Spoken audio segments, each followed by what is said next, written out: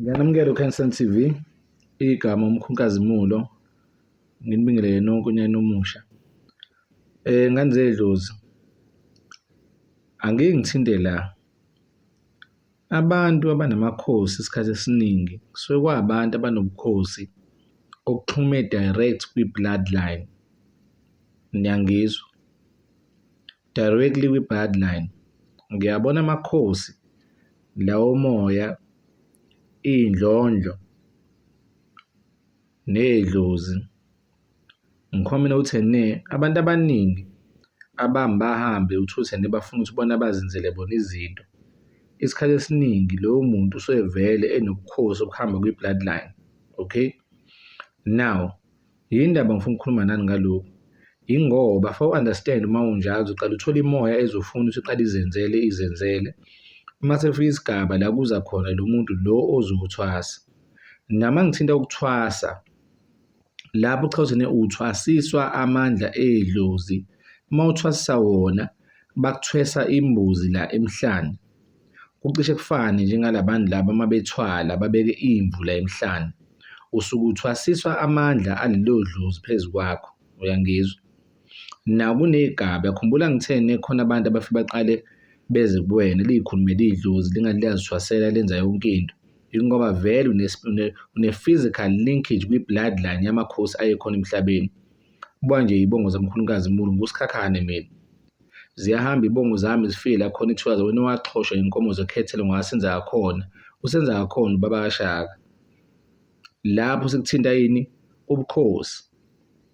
Ingakho uma uzazi iy'bongo zakoSikhakhane uyabona kukhona nobunyanga. La khona kuthiwa wangena nesikhuni manje sivutha phuma nasivutha. Uyangizwa Thomba? So khona ubukhosi obubili la kuMkhulukazimulo, ubukhosi be-bloodline nobukhosi bobunyanga noma bokusebenza bedlozi. Zijulile iy'bongo zakho uzibheke. Now, mangithinta indaba-ke amakhosi amakhulu kufike kuze laba abathanda ukuzenzela mase kuza laba abafuna ukuthwasa. Lo muntu osuke efuna ukuthwasa usuke efuna uthwaliswe imbuzi emahlombe uyithwasise ngayo. Ukhumbule idlozi lisenza kakhulu nge-spirit, ngegazi. So wena mase wenze yonke i-process kodwa le mbuzi ingahlalanga emahlombe njengalo moya lo wasekhaya oyidlozi ufuna ukuthi lisebenze kuwena, uba nenkinga. Now, angiqale la, yini idlozi? Idlozi umoya wasekhaya ohlambulukile. Abanye benu ngathi mhlambe newubone lo ngathi kunamadevu, kuyinyoka, okuyinkanyamba, noma mhlawumbe ubone iy'nyoka yonke into. No, umoya wedlozi umkhulu kunaloko. That's just part of it. Okay, uyisidalwa, uma-deities mayithi isidalwa akuyena umuntu, umoya ohlambulukile ofike ungibathe ukwazi wena uma uthandazela ususwasho sisebenze, noma uthi bethi leyo mpande isebenze, noma wena uma uqalekisa noma uthakathe noma ulwa usebenze. Idlozi lelo. Okay? Usuke imbethe lento since uzalwa. Labantu osuke usubabona befike emaphuphweni kuthiwa amathonga, ogogo nomkhulu. Wonke umuntu namathonga awu-4 amangamele, koma, komalume kamama kababa, komalume kababa. Labo ogogo nomkhulu babe nezipho nabo beza kuwena ngoba unesipho sedlozi nabazokunxusa, bazokusiza ngalolu sipho sedlozi. Kodwa isipho esakho. Uyangizwa? So masibuyela back here manje entweni yokuthwasa. Leyo mbuzi le into eyingozi ngokuthwasa, ukhumbule khona ogogo bethu abahamba baya entwasweni phambilini. Uma beliphuza igazi beliphalaza, kanti lo muthi akhipha ngawo leli gazi usucushiwe. Athi yaphalaza ashona ugogo. Usuyafika manje wena uzothwasa, ubeka leyo mbuzi lezo, nawe usuyaliphuza liphalaza usuyashona. Sekuvula leyo mkhokha. Omunye uthi newahamba uthwasa kumuntu onesithwala. Mefika lapha after 6 months ashona ugogo. Usungena ugogo-ke wena usuyabuya futhi manje usuthi uyathwasa, usuyashona after 6 months. Yingakho kubalulekile ukuthola umuntu ozokuhlolela ngempela, akushayele umhlahla ojulile ngoba ukuthwasa kuyingozi, ukuthwasa kujulile. Isizathu ukuthi kungahambi kahle la ngaphandle yi-routine nokuthi hhayi wonke umuntu ufanele aphuze igazi.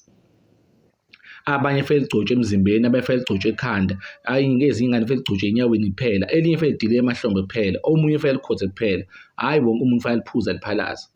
Kufanele kubheke ukuthi isifungo esaba khona phakathi esimo somsamo nedlozi lakho, lo moya ongibethe ume kanjani. Nikhumbule masithinta isimo sokuthwasa, imbuzi le nenyawo eziwu-4 imele bani? Imele amathonga okuwoba ogogo nomkhulu kamba amawele akho, imele umuntu, umnguni nomndiki ngoyibona basimse imbuzi nenyawo eziwu-4. Mase le nkukhu ey'mbili zona zimele umndawo noma iy'nkukhu ey'ntathu. Uma ngithinta umndawo uvimfihlo, uyakwazi ukuba nomndawo ngala komalume nomndawo ngala koma ngala kobaba, ube namandawo nhlangothi zombili. Kwesinye isikhathi baze iziveze zibe mithathu emanzi bathi sebathathu. Ngiyangizwa, uma ngithinta umndawo ngithinta ama-spirits amanzi, angithinta umuntu. Yebo, khona isezithiwa amandawo, angithinta umuntu manje, ngithinta i-spirit samanzi, idlozi lamanzi elingafi, umoya okwaziyo ukuthi ukwenza ufembe, uhlahlube, ulethe inhlanhla, ulethe imali, okulwelayo, uthathe isinqumo phezu isimo sempilo yakho. Ngiyangizwa. Yingakho kubalulekile ukuthi ube ne-relationship yakho nogobela, and into engizonixwayisa kuyona, mengakaze akulimaze ugobela, ungakaze uthole ukuthi lilimele idlozi lakho, asikho isizathu ukuhamba ucwacwaze ushukela ngapha nangapha. Ime endaweni eyodwa, uwumuntu ethembekile entweni, kuze kungabe kube iy'thongo lithi hhayi cha, sengibongile ingane sakwazi ukuthi siqhubekise, then sangahamba. Kodwa intwaso ijulile. Uma uthwasa, ngiyaphinde ngiyasho, uthwasiswa amandla alelo dlozi lakho. Abanye baba ney'bhadi uthole ukuthi asayitholi-ke manje ithuba lokuthi aze aphile. Idlozi uvele lithathe isinqumo. Khona abantu abanamadlozi la athathe iy'nqumo, umuntu akaphelelwe umsebenzi, aginqe nemoto, ajahwe abantu bafuna umbulala, kanti sekufike la y'ndondo lezi ezidinga le ntwaso. And kwesinye isikhathi kubuye kwenzeka ukuthi uyothwasa, kanti idlozi lakho lezothwasa lisadinga ukuthi lo ogobelwa kuyena ugumede, lo gumede wabulala ekhaya, yaqala inkinga. Intwasa akuyona ukudlala, akuwona umbhedo. Uma kusakhona amakhosi azenzelayo, ubonga kakhulu. Mase kufike labo okufanele ubathwasele okuyibona abaphethe isimo somsebenzi, kufanele kwenziwe kahle ngempela, wenze sure ukuthi la uyakhona Nkosi yami awuzange ulandele i-crowd, la uyakhona uphephile ngoba iminingi abantu abafike bahambe beyothwasa sebethi sebeyolanda umndawo, mase beyabuya bezagobela, lowo omunye usale yagobela noma athwetshule lawo. Iyingozi into yokuthwasa, iyingozi ngale ndlela ukuthi ngempela ubani othwasayo, kanti wena noma yilo muntu lo okuwena, first bheke ukuthi kwenzekani kuloyo muntu. Uma kuloyo muntu wathwasa washona after 6 months, first bheke ukuthi kwenzekeni.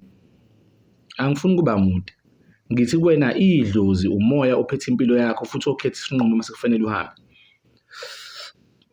Ogogo bamathonga bazokulawula, bama-mediator, bazokusiza ngale sipho sakhe esingaka usiphethe.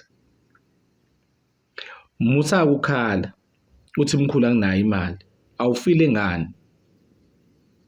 Unayo imali yona yonke into kodwa ukwazi ukulungisa imoya. Kulungile-ke, asiqhubeke sibuye namavidiyo la ka-YouTube. Baningi asebedlulile. Abanye abantu uthola ukuthi bahlala 6 years benza i-self-initiating until kuze kufike idlozi elithwasayo. Kade limkhombisa umuntu alandele igroup. Ngibe nengane la ebuye ikhala athi mkhulu, ngihambile ngaya kumelaphi wangi-charge u-38,000. Manje abantu abadala sebethe belimele, ngibabulalelani, ngisukeleni nkazimulo. Ngabe mina yini ekususile ngempela kumina? Wathi mkhulu bengifuna kushesha. Ngabe mina ngiyabonga, ama-shortcut awafuneki, kunesigaba kuyona yonke into. Amakhosi amakhulu.